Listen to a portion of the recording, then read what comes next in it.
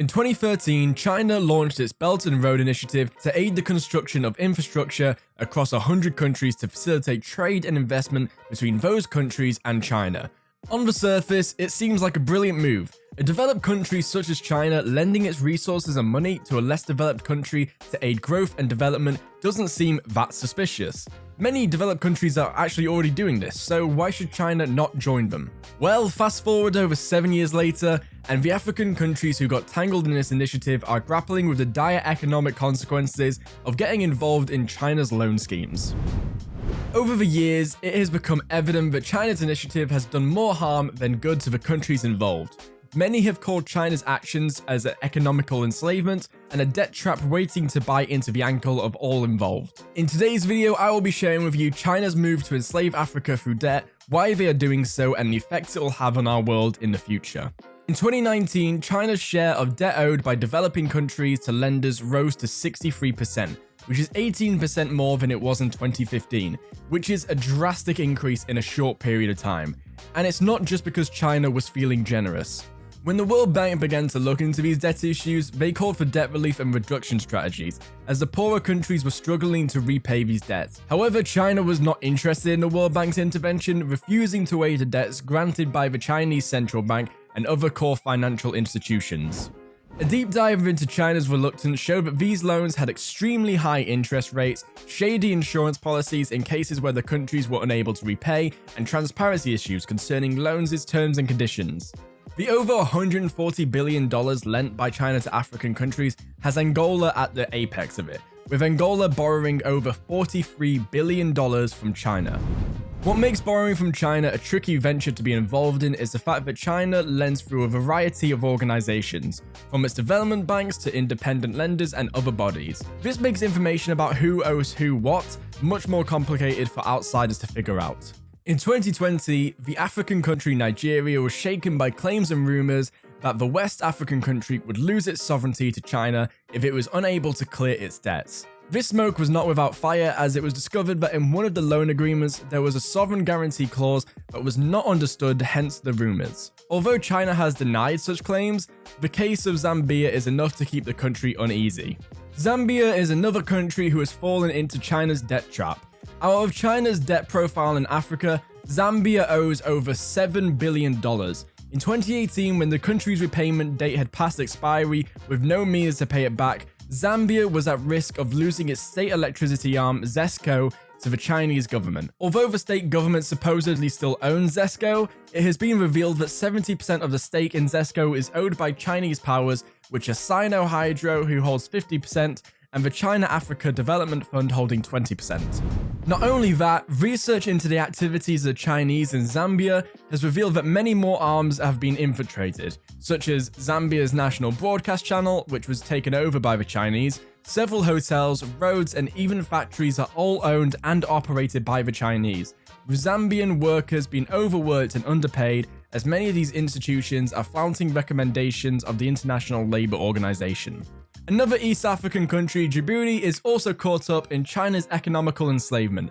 Being one of Africa's smallest countries, but at the same time in a very vital location, makes Djibouti an opportune recipient of China's loans, as it is quite apparent there is much to gain from this almost oppressive relationship.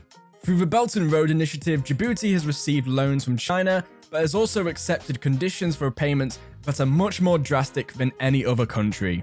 The loans give China access into the country and has given them a much needed route, as Djibouti connects all the shipping lanes and ports that China needs to make its exports and imports cheaper and more efficient. Aside from this, many of Djibouti's development projects and companies are being financed by China, including housing estates, airports, bridges, roads, and pretty much anything that you can think of that needs funding.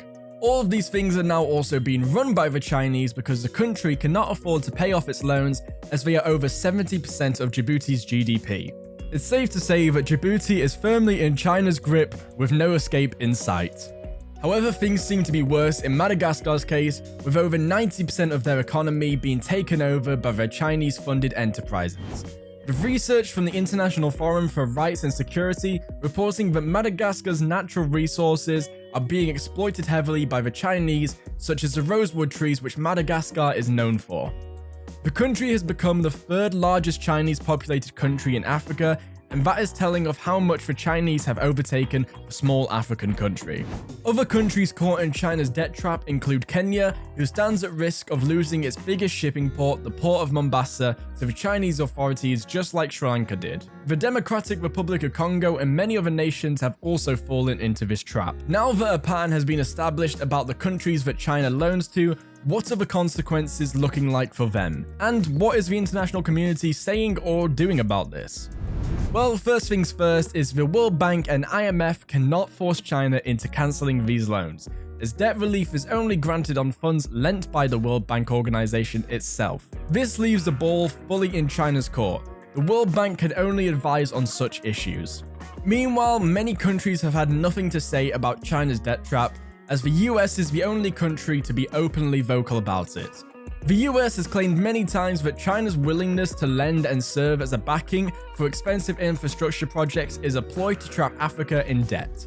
The international community has made no response to this argument, as many believe that the US is simply afraid of its dwindling influence and hold on these countries, hence its need to stop China's loan efforts. So what effects does the enslavement have on the future of the countries involved? Well, no glass ball is needed to see what these rising debt profiles mean for the countries involved. China has a track record for being ruthless and unlawful when dealing with the companies in these countries in Africa. High loans owned by these countries give even more room and confidence for the Chinese companies to flout labor laws and take advantage of natural resources. In countries like Zambia, its people are subjected to work in dangerous environments for low pay for lawless Chinese companies who are spread like a leech throughout the country.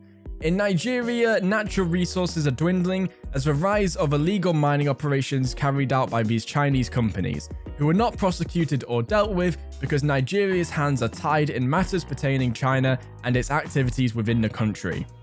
This enslavement will only result in dire economical consequences for these countries, and it will give China power to enforce its wishes and dominate the economical scene, as the nations in question have no ability to pay them back, as it has already been seen to do in Madagascar.